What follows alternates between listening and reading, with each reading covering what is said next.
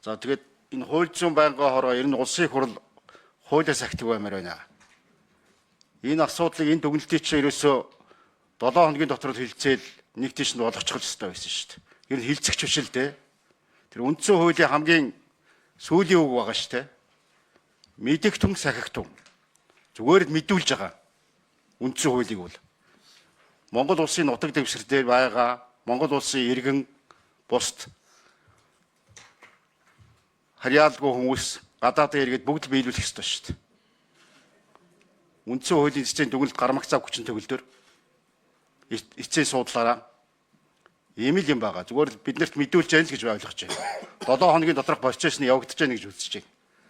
Тэгээд за манай хууль зүйн байнгын хорооны биш гишүүч гэсэн энэ дотор байж л байх шиг байна л да. Мэдээж байх хэрэгтэй юм чинь.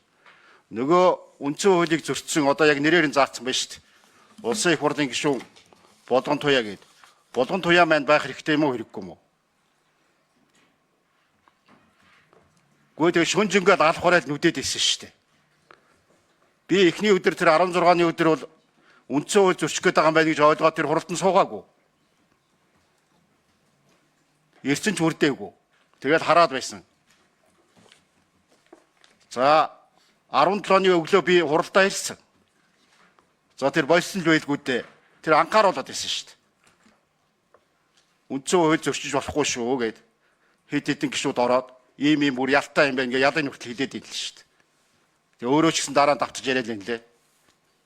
Хин нэгэн болгон туяатаа биш ээ. Энэ асуудал чинь. Энэ одоо хулгай луур чи одоо хитрхийг гараад тэг үндсэн хууль үйлчлэгээ байгаад бус хууль үйлчлэгээ байгаад энийг горчин гарч байгаа шүү дээ. Баахан тэр нүүрсний хулгайчид толгой дээр гараа суудсан.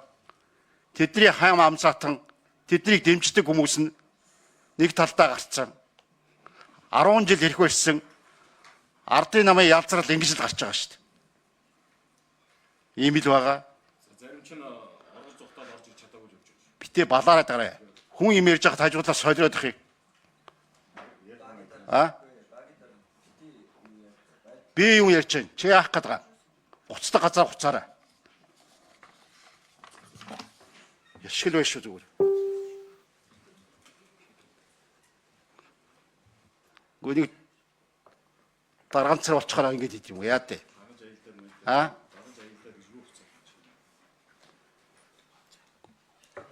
Нүүрсний хулгайчууд ийм л байгаа шүү дээ. Одоо нүүрсний хулгайчуудын нэг хэсэг болчихороо бүр толгой дээр гараад яач болно гэж ботцсон.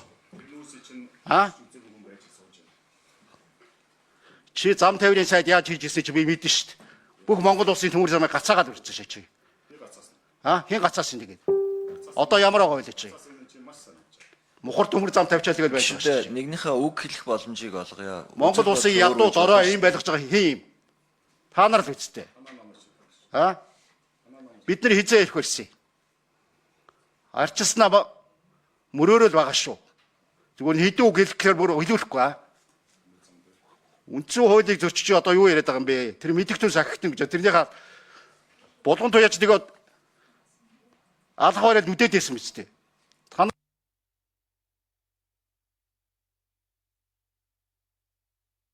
За 1 минутыг гүйцэж өгье.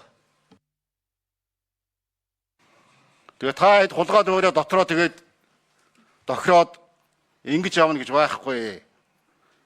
Бид нар лав зөвшөөрөхгүй, Монголын ард түмэн зөвшөөрөхгүй. Энд чи ямар үр дагавар дагуулад байна нөхөр парламент нэр хүндгүй болж байгаа. Монгол улсын төр нэр хүндгүй болж байгаа. Эцэст нь бол гатуу гар мөрөөдөх тэр байдал руугаа оруулж байгаа. Та нарын тэр яриад идэг дарангуулагчийг бий болгож байгаа. Ийм юмруу та нар явуулах гээд байгаа шүү дээ. Тэгээ бүр сүулдэ асуудаг болсон те.